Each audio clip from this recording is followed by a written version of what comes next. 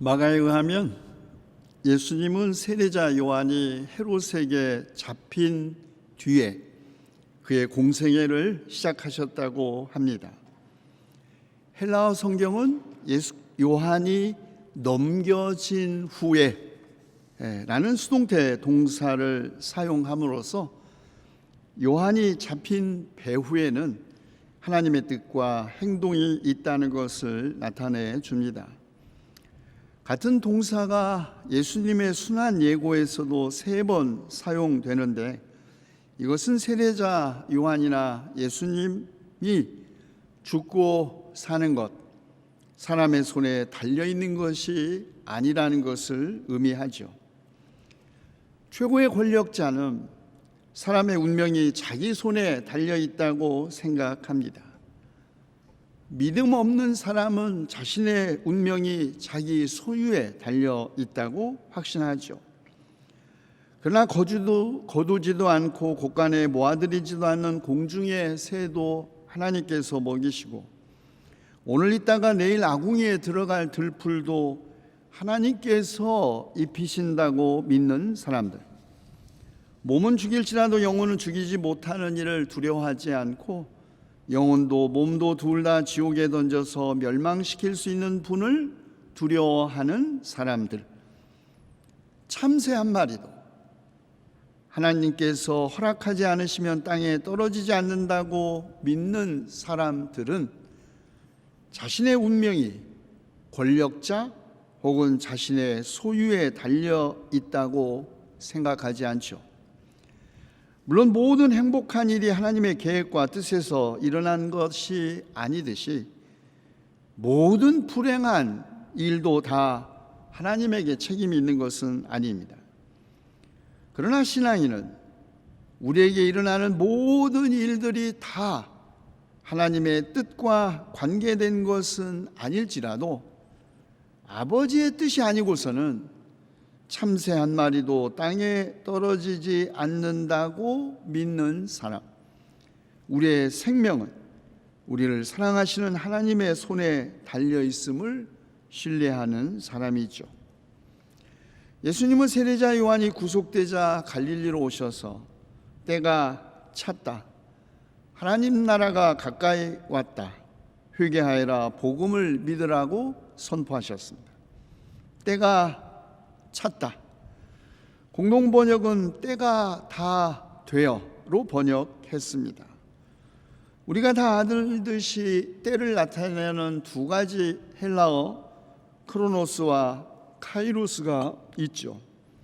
이른바 연대기적 시간인 크로노스는 카이로스와 다릅니다. 때가 찼다는 이 표현의 배후에는 때를 정하는 것도 물리적 시간의 흐름이 아니라 하나님 자신이라는 인식이 놓여 있습니다.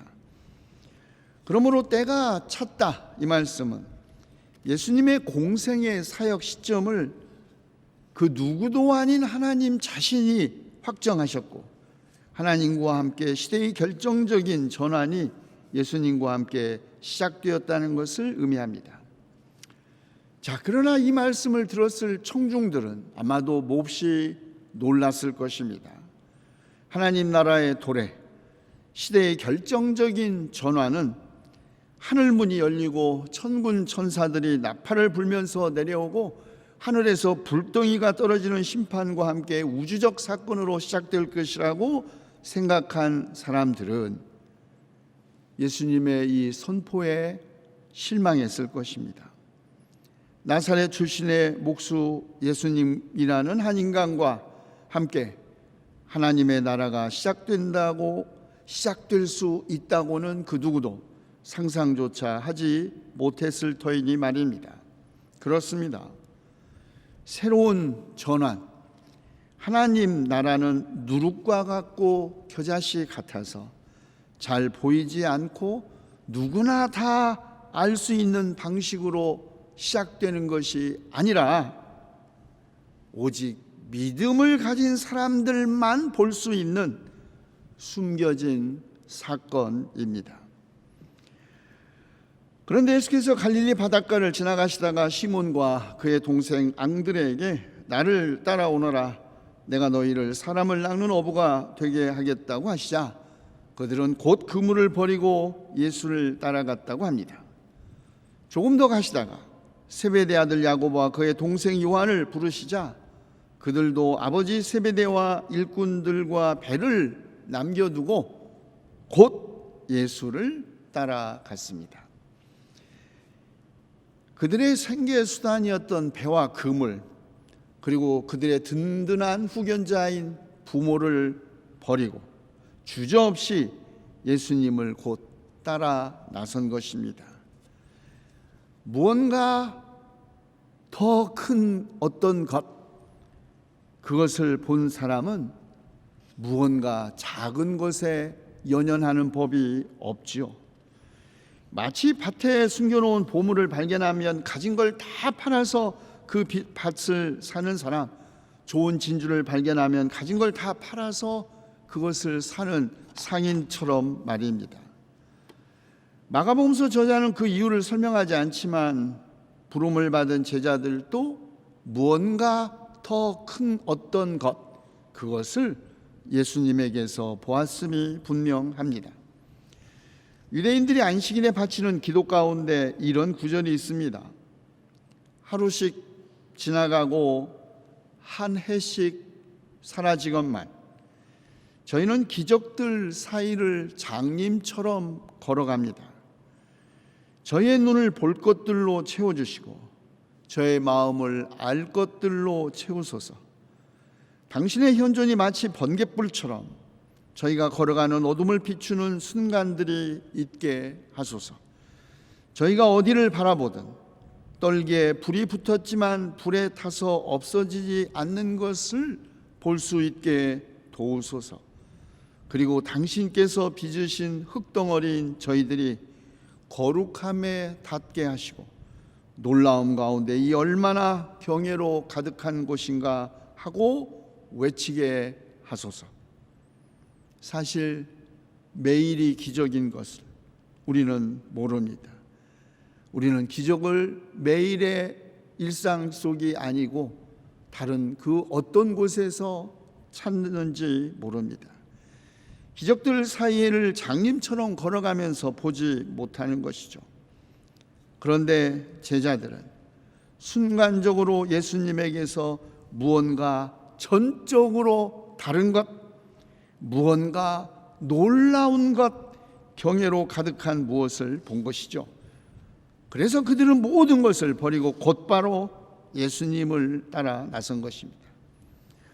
그런데 가까이 온 하나님의 통치는 인간의 결단, 곧 회개와 믿음을 촉구합니다. 회개는 단순한 뉘우침이나 생각 바꾸기가 아닙니다.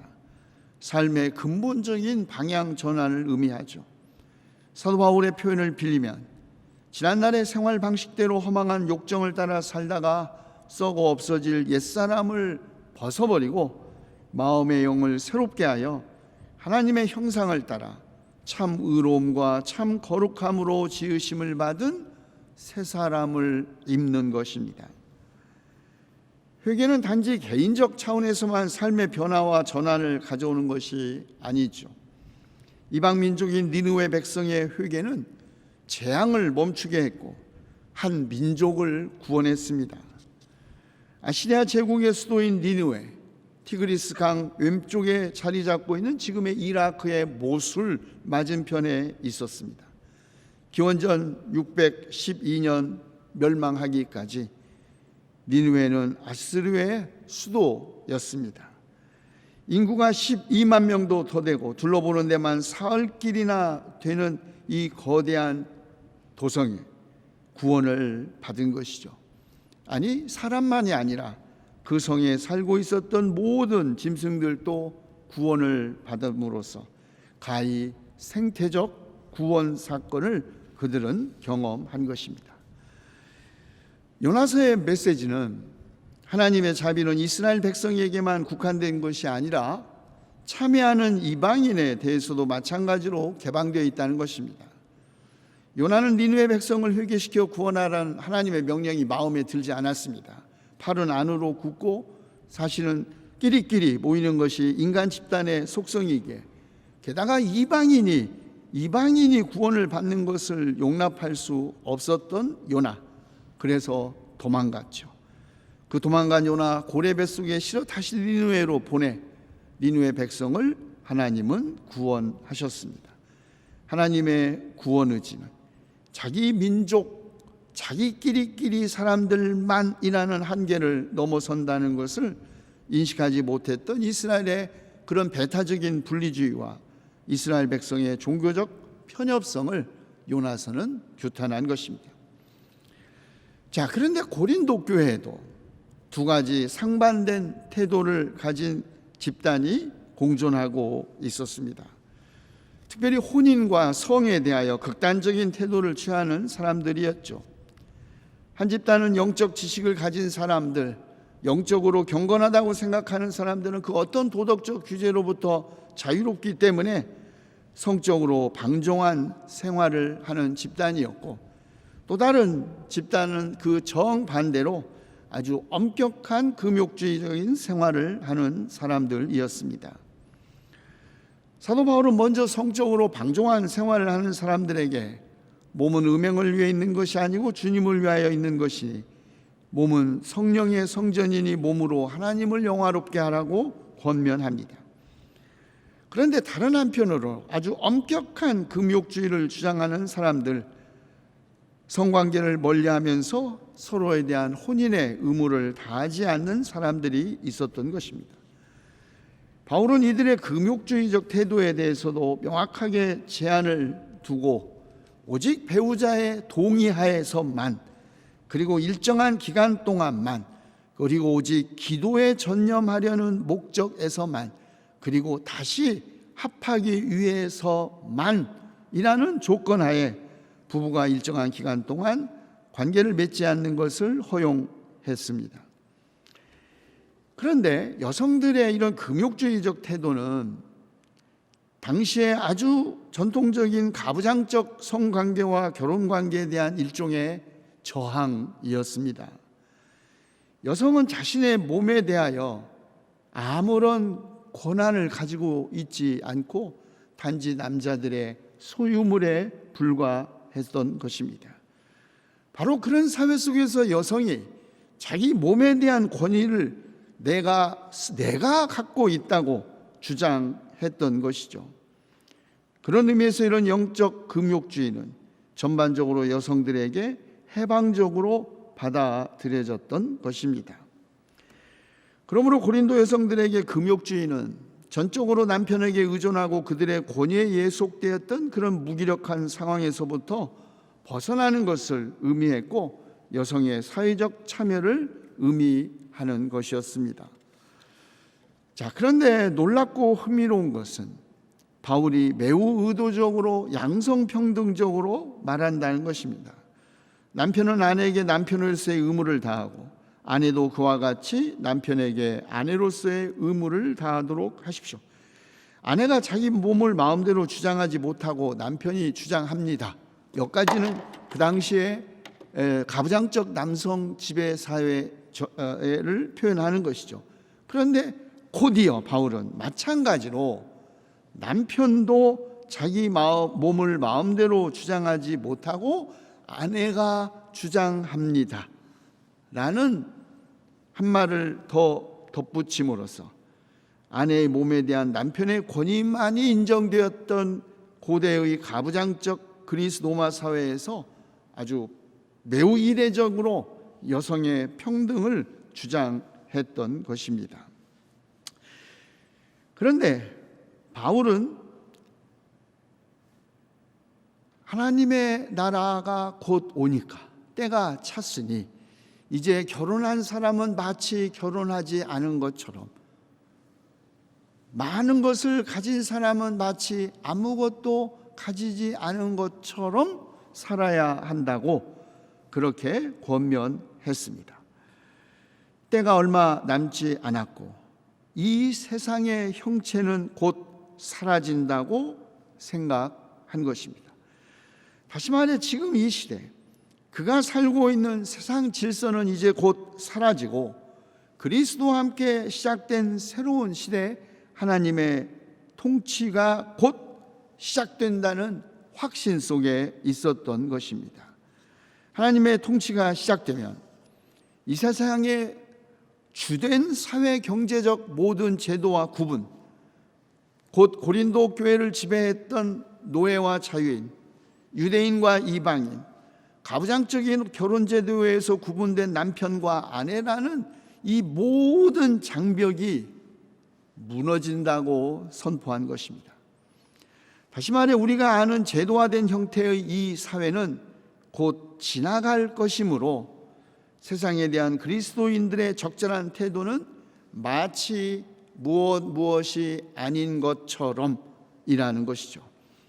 그래서 바울은 고린도 성도들에게 안에 있는 사람은 없는 사람처럼, 우는 사람은 울지 않는 사람처럼, 기쁜 사람은 기쁘지 않은 사람처럼 하고, 무엇을 산 사람은 그것을 가지고 있지 않은 사람처럼 하고, 세상을 이용하는 사람은 그렇게 하지 않는 사람처럼 하도록 하십시오 라고 말한 것입니다. 자, 이것은 그 당시 그리스 로마 시대를 지배했던 이른바 스토아 철학자들의 삶의 태도와 외관상 매우 비슷하게 보입니다. 그들에게도, 그러나 스토아 철학자들은 그들이 금욕적이고 절제적인 삶, 행복을 절제해서 찾았던 그런 삶, 그리고 당시의 지배적인 사회 형태와 문화적 가치로부터 거리를 두고 오직 정신적이고 내적인 삶의 평화를 위하여 도시로부터 물러나는 것을 이상적인 삶으로 생각했었습니다. 그러나 바울은 내적이고 정신적인 평안과 도시의 어떤 세속적인 삶의 질서에서 벗어나서 편안하게 사는 것이 인생의 행복이기 때문이 아니라 세상이 곧 끝나기 때문에라는 점이 바울과 스토아 철학자들의 차이입니다. 바울은 세상과의 인연을 끊지 않고, 바울은 초대 그리스도인들이 장사도 하고 결혼도 하고 하는 것을 부인한 적이 없습니다. 만약에 그것을 부인해야 한다면 세상 밖으로 나가야 한다고 말했습니다. 바울은 그 당시를 지배했던 이런 지배적인 사회 형태와 그런 어떤 관계와 인연을 끊지 않으면서도 그런 지배적인 사회 형태와 가치들로부터 자유로운 삶을 꿈꾸었던 것이죠. 바울의 표현을 빌리면 세상 안에 있으나 세상에 속해 있지는 않은 삶, 그것이 크리스찬의 삶이라는 것입니다. 마치 뭐뭐처럼, 이 말은 위선적으로 혹은 자기를 드러나게 하지 않고 기회주의적으로 살라는 권면이 아닙니다. 실제는 안 그러면서 속으로는 전혀 다른 생각 품고 있으면서도 그런 채 하면서 살라, 속내를 드러내지 말라라는 뜻이 아닙니다. 바울은 고린도 성도들이 모두 다 염려 없이 살기를 바랍니다. 그러나 모든 염려는 마음이 갈라지는 데서 오는 것입니다. 결혼을 하는 것이 좋은지 않는 것이 좋은지는 바울에게 양자택일 혹은 선악 혹은 죄의 문제가 아니었습니다. 결혼을 했건 안 했건, 장사나 사업과 같이 세상을 이용한 사회적 관계를 하는지 안 하는지도 중요한 것이 아니었습니다. 바울에게 진심으로 중요했던 것은 그의 고린도 교회 성도들이 품위 있게 살면서 마음에 헛갈림이 없이 오직 주님만을 섬기는 것입니다. 그리스도인들이 마치 아닌 것처럼 사는 그런 태도로 살아야 한다는 것은 스토아 철학처럼 정신적이고 내적인 평안에 이르기 위한 무관심에서가 아니라 이 세상의 형체가 다 사라질 것이기 때문이라는 것이 바울의 생각입니다.